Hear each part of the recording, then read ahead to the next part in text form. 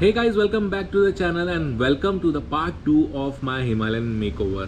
First of all आप सभी से मैं बहुत सॉरी मांगना चाहता हूँ क्योंकि जो सेकंड पार्ट है वो काफ़ी डिले के बाद आया, पर फर्स्ट पार्ट में आपका रिस्पांस काफ़ी बढ़िया था, तो thank you for that too.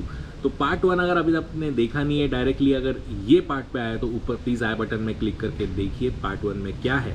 तो पार्ट 2 में जैसे कि मैंने कहा था कि अभी इस बार मैं आपको बाइक रिवील करूँगा। बाइक मेरे पीछे ही खड़ी हुई है, तो इसका एक सिनेमैटिक शॉट मैं आपको दिखाता हूँ और उसके बाद हम लोग इसके डिटेल में जाएंगे कि कहाँ से कौन सी चीज़ करवाई है, कॉस्टिंग एंड बहुत सारी चीज़ें बात करने के लिए। तो पहले ये सिनेमैटिक देख लीजिए और फिर आगे कंटिन्यू करते हैं।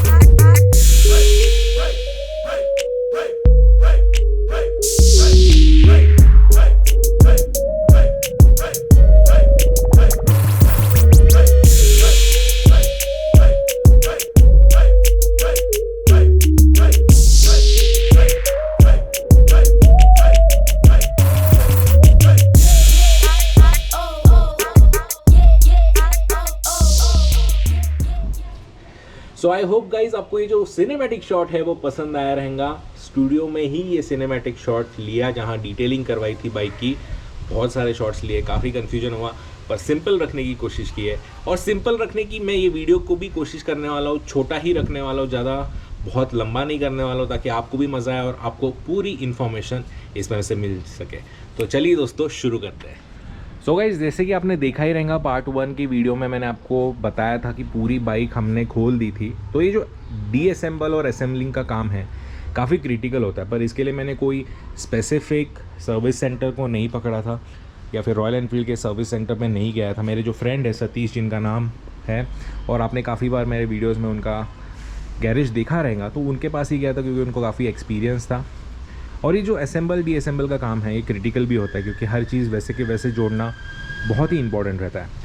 तो अब शुरू करते हैं। सबसे फर्स्ट जो मेन पार्ट होता है डीअसेंबल करके असेंबल करना, और इसको जो मुझे टोटल कॉस्ट आई वो लगभग 6500 आई, क्योंकि इसमें पूरी सारी चीज़ें निकालनी पड़ती। सिर्फ बेसिक जो चीज़ें हैं जैसे चासी हो गया, स्विंग आर्म हो गया, फ्रेम हो गया, इनको निकाल के हमने अलग से, जो आपने प्रोसेस देखी रहेंगी पार्ट 1 में, सब पेंटिंग को डाला था।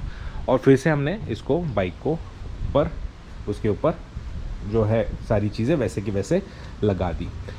अब इसके बाद जो पार्ट आता है वो है कि ये तो सब बन गई बाइक, आपको पता है, रिम्स लग गए, टायर्स लग गए, चासी लग गई, उसके बाद इंजन उसके ऊपर माउंट कर दिया, फ्रेम्स लग गए।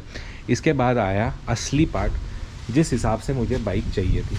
तो अभी जिस हिसाब से आप देख रहे हैं बाइक, ये मुझे पर्टिकुलरली मैंने इमेजिन किया था और इसके लिए काफ़ी मैंने सोचा था पहले कि कलर करवा दूँ पूरी बाइक। तो दोस्तों मैंने कलर नहीं करवाई है। जो चीज़ें मैंने कलर करवाई है वो मैं आपको बताता हूँ। जैसे कि चासी हो गया वो करवाया, फ्रेम हो गया वो कलर करवाया, स्विंग आर्म कलर करवाया, पीछे के जो सस्पेंशन है वो कलर करवाया, रिम्स कलर करवाया है।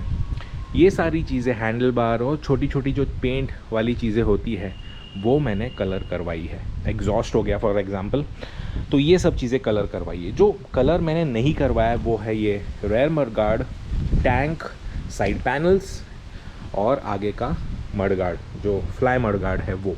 ये चीज़ें मैंने नहीं पेंट करवाई।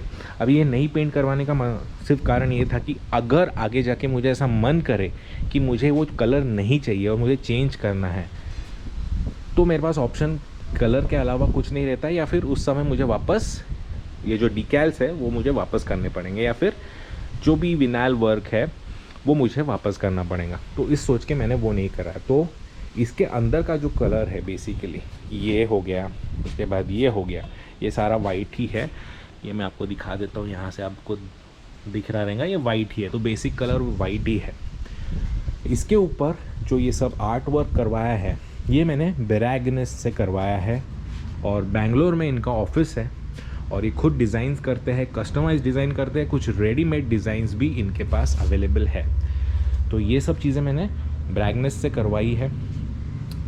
बढ़िया काम करते हैं और कलर मैच भी अच्छे से करके देते हैं। हालांकि मैंने ये 2 मंगवाया है, यस, ये जो सारी डिकैल्स है ये मैंने 2 सेट मंगवाया है, क्योंकि मुझे थोड़ा सा लगा कि जिस हिसाब से अपनी राइडिंग होंगी कहीं ना कहीं चिप ऑफ हो सकता है या फिर जो डिकैल है वो निकल सकता है, गम जो है उसका अगर नहीं अच्छा रहा तो एक स्पेयर पार्ट जैसे एक स्पेयर डिकैल भी होना चाहिए, तो इसलिए मैंने 2 मंगवाए हैं।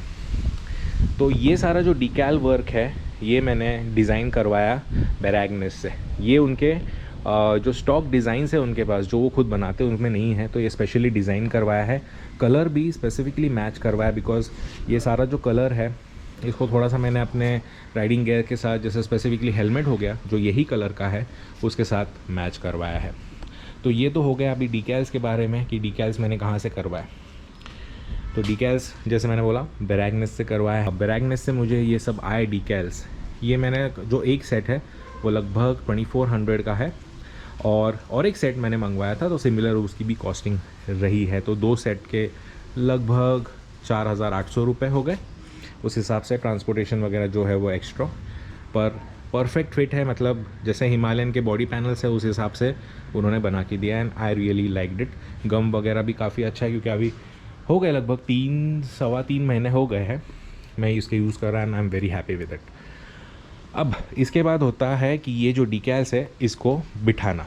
अब बेरागनेस ने मुझे कांटेक्ट दिया था कि जो कहाँ से बिठाना है, पर मैंने एक बार और मतलब पुणे में जो और है जो ऐसे डिटेलिंग के काम करते हैं उनसे भी मैंने बात की और वो पूछा कि ये सब बिठाना है, तो सबके अलग अलग कोटेशंस आए, पर एंड ऑफ द डे मैं उनके साथ ही गया जिन्होंने मुझे बताया कि ये चीज़ें कहाँ से करनी, मतलब बेरागनेस ने जहाँ से बताया मुझे कि कहाँ से करवाना है उनके पास ही गया, और उनका नाम है एस्थेटिक प्रो, और मतलब 2 कंपनियां हैं, एस्थेटिक प्रो और 96 के, ये पुणे में ही है।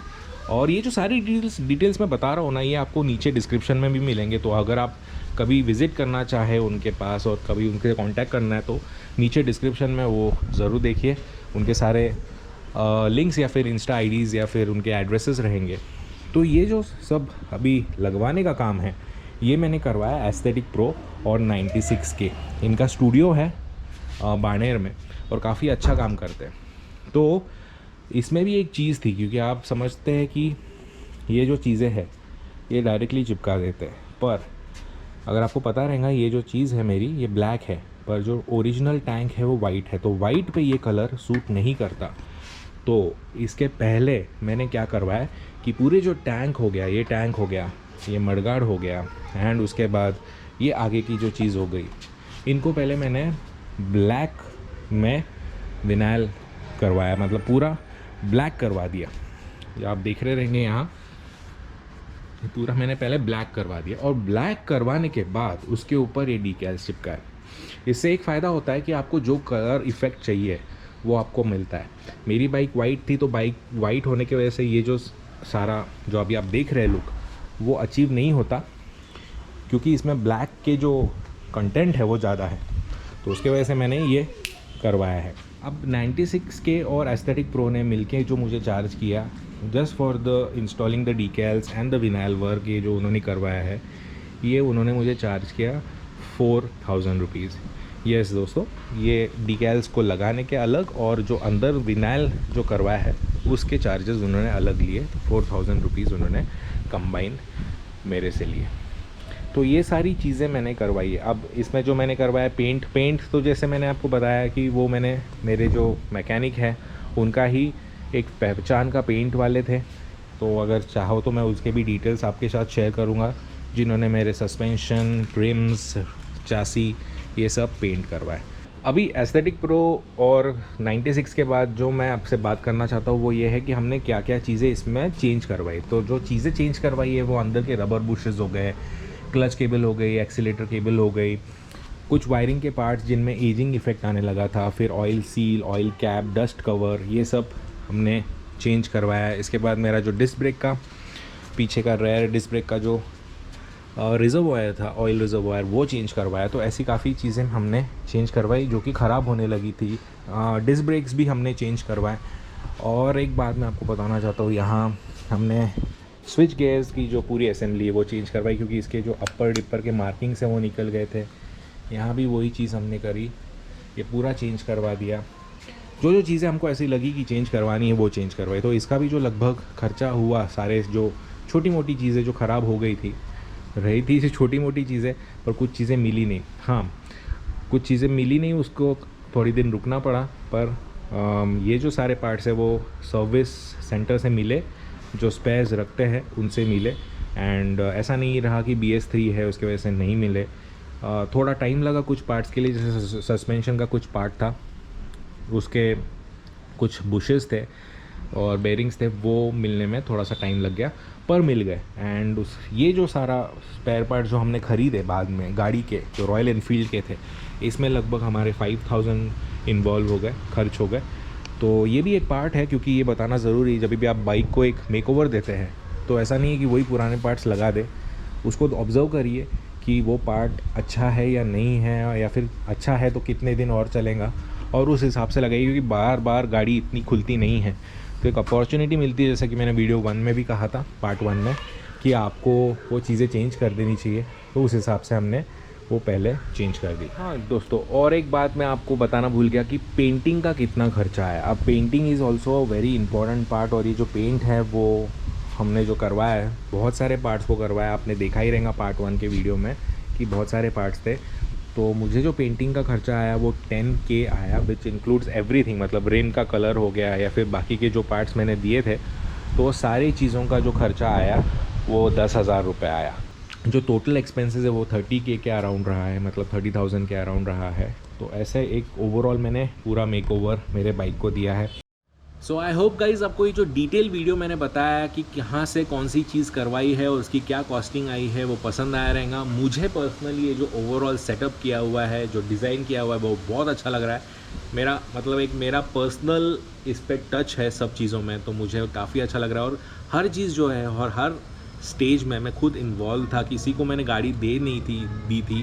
तो वो एक जो मज़ा है ना, ओवरऑल एक पूरा जो फाइनल रिज़ल्ट का जो मज़ा है ना, वो बहुत अच्छा लग रहा है। और अभी इस गाड़ी को देख के काफ़ी लोग पूछते भी है कि कहाँ से करवाई है ये सारी सर्विस, अगर हमको करवानी है तो कहाँ से करवा सकते हैं। तो ये वीडियो एज ए रेफरेंस हम लोग यूज़ कर सकते हैं उसके लिए। एंड और एक चीज़ मैं बताना चाहता हूँ, जैसे कि मैंने वीडियो में कहा है कि ये सारे जो चीज़ें हैं इनको 3.5 मंथ्स हो चुके हैं। तो ओवरऑल ये जो सारी चीज़ों की जो एजिंग हो रही है वो भी अच्छी हो रही है, क्योंकि 3-4 बार राइड हो चुकी है, 4-5 बार गाड़ी अच्छे से प्रेशर वॉश से मैं गाड़ी धो चुका हूँ। तो कहीं से भी ये जो डिकैल्स है या फिर विनाइल वर्क है वो निकल नहीं रहा है, गमिंग अच्छी हुई है, पेंट वर्क भी अच्छा है, मतलब कहीं से चिप ऑफ नहीं हो रहा है।